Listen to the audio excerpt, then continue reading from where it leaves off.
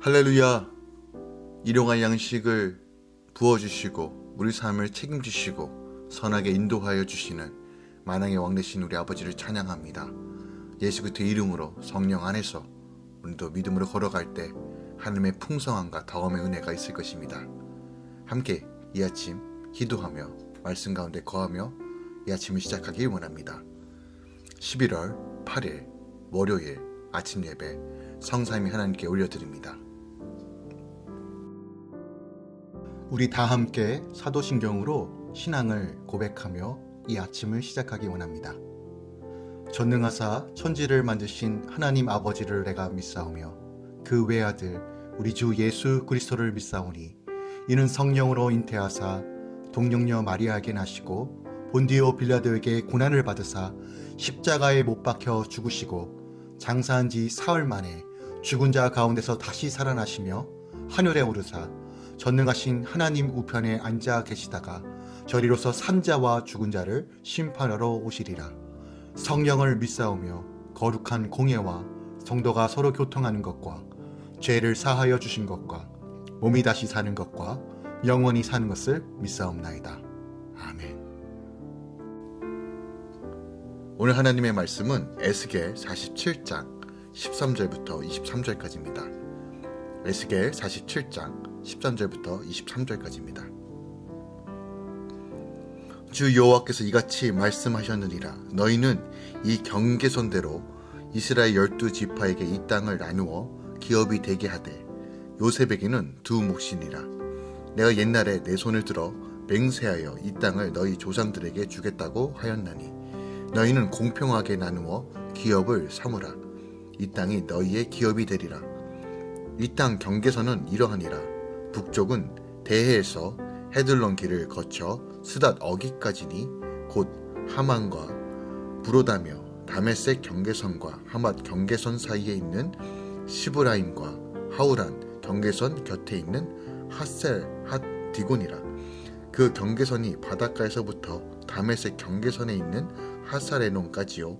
그 경계선이 또 북쪽 끝에 있는 하맛 경계선에 이르렀나니 위는 그 북쪽이요 동쪽은 하우란과 다메섹과 및 길르앗과 이스라엘 땅 사이에 있는 요단 강이니 북쪽 경계선에서부터 동쪽 바다까지 측량하라.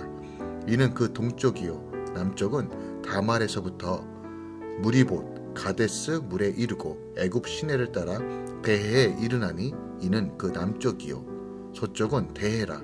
남쪽 경계선에서부터 맞은쪽 하맛 어기까지 이르나니 이는 그 서쪽이니라. 그런즉 너희가 이스라엘 모든 지파대로 이 땅을 나누어 차지하라. 너희는 이 땅을 나누되 제비 뽑아 너희와 너희 가운데에 머물러 사는 타국인 곧 너희 가운데에서 자녀를 낳은 자의 기업이 되게 할지니 너희는 그 타국인을 본토에서 난 이스라엘 족속같이 여기고 그들도 이스라엘 지파에서 너희와 함께 기업을 얻게 하되 타국인이 머물러 사는 그 지파에서 그 기업을 줄지니라. 주 여호와의 말씀이니라. 아멘. 하나님의 말씀입니다.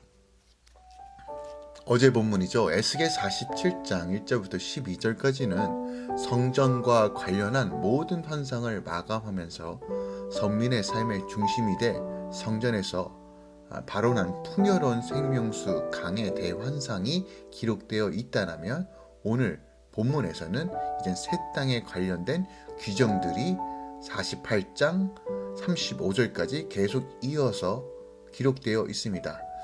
오늘 본문은 새 땅 관련 규정에 대한 이야기인데요. 전반부로서 새 땅의 경계와 분배의 범위 및 방법, 규정을 기록하고 있습니다.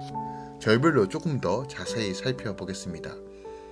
먼저 13절부터 14절은 새 땅 관련 기사를 시작하는 말로써 새 땅을 이스라엘 족속에게 분배하되 요셉 족속에는 두 몫을 주도록 명하신 사실이 기록되어 있어요. 하나님이 바벨론 포로에서 돌아온 이스라엘 백성이 차지하게 될 땅의 경계선을 정해 주십니다. 땅 분배의 대상은 이스라엘의 12지파입니다. 그런데 하나님이 땅을 나누어 줄 때 요셉에게 두 몫을 주라고 하십니다. 이는 야곱이 요셉에게 한 약속의 성취입니다. 이것은 창세기 48장 5절과 22절에 기록되어 있죠. 요셉의 두 아들인 에브라임과 므낫세가 제사장 직분을 맡은 레위 지파를 대신해 기업을 받음으로 12지파가 유지되는 것이죠.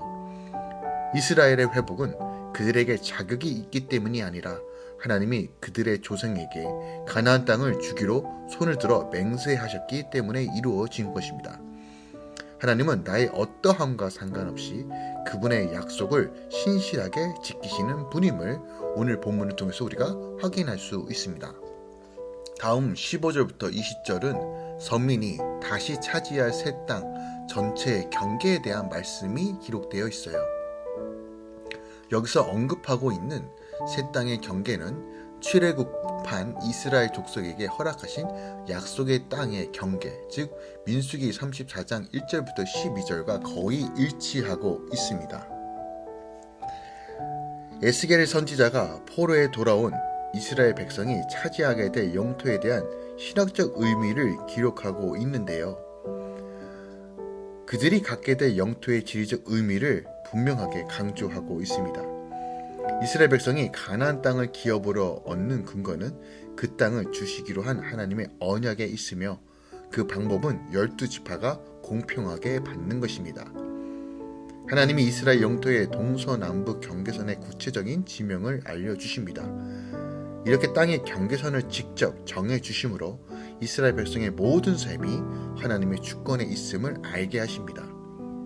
하나님은 범죄함으로 바벨론 포로가 된 이스라엘을 주권적으로 회복시킬 뿐만 아니라 그들의 삶의 세밀한 부분까지 지켜주신다는 것이죠. 끝으로 21절부터 23절은 새 땅을 함께 나누어 가질 자들의 범위와 방법에 대해서 말씀하고 있습니다. 새 땅은 이스라엘 족속과 그 가운데 머물러 사는 타국인 가운데 이스라엘 족속 가운데서 자녀를 낳은 자들이 함께 제비를 뽑아 나누도록 하였습니다. 우리가 주목할 것은 하나님은 이스라엘 백성과 함께 머물러 사는 타국인들에게도 땅을 기업으로 주라고 말씀하시는 거예요. 이방 신앙을 버리고 하나님께 돌아와 가정을 이룬 타국인을 본토에서 난 이스라엘 족속, 즉 그들의 동족과 같이 여기라고 명령하시는 것입니다. 여기에는 혈통적 의미의 이스라엘뿐만 아니라 하나님의 백성으로 살기 원하는 이방인들까지 포함하는 진정한 의미의 하나님 나라를 이루시고자 하는 그분의 뜻이 잘 담겨져 있습니다. 고대 군동 사회에서 땅은 삶의 중요한 기반이자 경제생활의 필수 조건이었습니다. 따라서 이는 타국인들이 이스라엘 공동체의 당당한 인원으로 살아가도록 보장해 주시는 것이에요. 누구든지 혈육이 아닌 언약 안에 거할 때 하나님 나라를 받아 누릴 수 있음을 오늘 본문이 우리에게 보여주고 있습니다. 오늘 본문 말씀을 통해서 우리가 더 깊이 묵상하고 바라보아야 할 것이 무엇이 있을까요? 14절 말씀을 한 번 더 묵상해 보길 원합니다. 14절에 이렇게 기록되어 있습니다. 내가 옛적에 내 손을 들어 맹세하여 이 땅을 너희 조상에게 주겠다고 하였나니 너희는 공평하게 나누어 기업을 삼으라. 이 땅이 너희의 기업이 되리라 라고 말합니다. 여기서 하나님께서 새 땅을 이스라엘 12지파에게 기업으로 나누어 주시는 이유가 무엇인지 알 수 있습니다. 그것은 바로 하나님께서 이스라엘 조상들과 맺으신 언약 때문입니다. 성경을 보면 하나님께서는 아브라함에게 가나안 땅을 그 후손에게 주시겠다고 맹세하러 약속하십니다. 또한 하나님께서는 같은 약속을 이삭과 야곱에게도 하십니다. 한마디로 하나님께서는 이스라엘의 조상들을 향하여 그 후손들에게 가나안 땅을 기업으로 주실 것을 거듭 확증하여 약속하신 것이에요. 그리고 이후 당신이 정한 때에 하나님께서는 그 약속에 따라 가나안 땅을 이스라엘 백성들에게 기업으로 주셨습니다.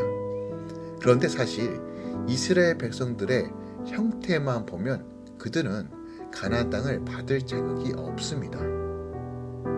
그들은 하나님의 놀라운 능력과 은총으로 애굽에서 건지심을 받고도 광야에서 하나님을 향한 불평과 원망을 일삼가 하면 하나님을 배신하고 하나님께서 세우신 모세와 아론을 대적하기 일쑤였습니다. 심지어 그들은 약속의 땅인 가나안 땅 적경에 이르러서도 정탐을 마치고 돌아온 정탐꾼들 중 가나안 땅에 대하여 악평한 정탐꾼의 말을 듣고 가나안 땅을 주시겠다는 하나님의 약속을 신뢰하지 못하고 애굽으로 돌아가려고까지 하였습니다. 그럼에도 불구하고 하나님께서는 이스라엘 백성들에게 가나안 땅을 기업으로 주어 그 땅에 살게 하셨습니다. 이는 오로지 하나님께서 그 조상들에게 그 땅을 그 자손에게 주시겠다고 약속하셨으며 그 약속을 하나님께서 성실하게 지키셨고 또한 이행하셨기 때문입니다.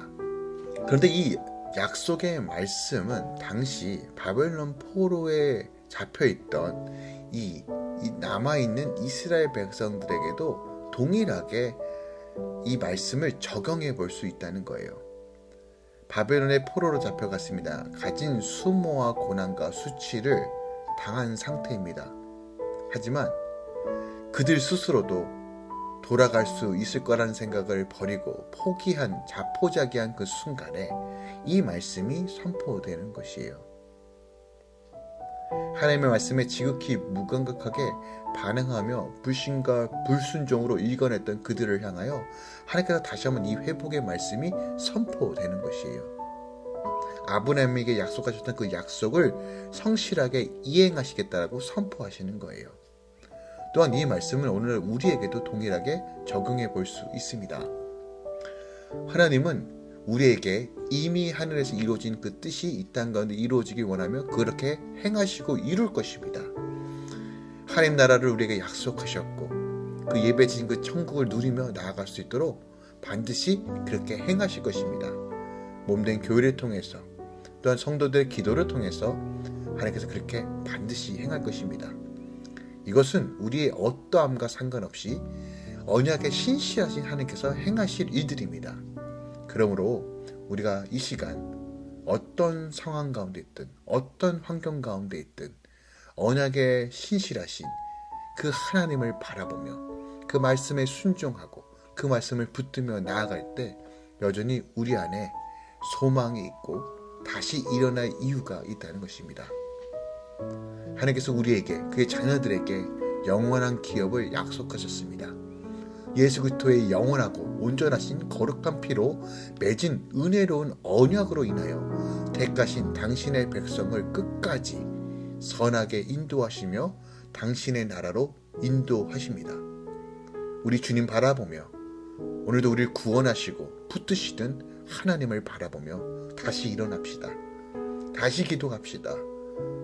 그리고 다시 한번 소망합시다.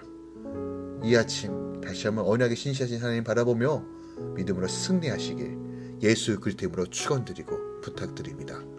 기도하겠습니다. 주님, 오늘 이 말씀을 붙잡습니다.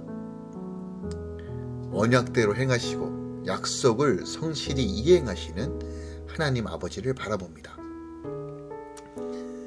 우리는 불완전하고 우린 여전히 연약하지만 신실하신 그 하나님의 사랑과 그 언약 앞에 다시 한번 믿음의 눈을 들어 바라봅니다.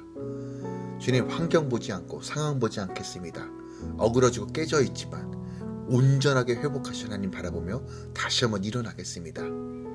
주의 성도들의 삶을 회복하여 주시고 재정을 회복하여 주시고 환경을 회복하여 주시고 육신의 질병을 회복하여 주시고 관계의 무너짐을 회복하여 주시고 자녀들을 복되게 하시고 모든 삶의 영역과 부르심의 영역에서 하나님 나라를 누리게 하소서. 다시 한번 주의 이름으로 선포하며 성령의 도우심을 나가는 모든 주의 성도들에게 하늘의 지혜와 기쁨으로 충만케 채워 주시옵소서. 이제는 우리 주 예수 그리스도의 은혜와 우리 하나님 아버지의 놀라우신 사랑과 성령님의 내주교통 충만 역사하심이 오늘도 주를 바라보며 주를 의지하며 또한 그 언약을 붙들며 나아가는 모든 주의 성도들의 삶 가운데 이제부터 영원까지 함께 있을지어다. 아멘.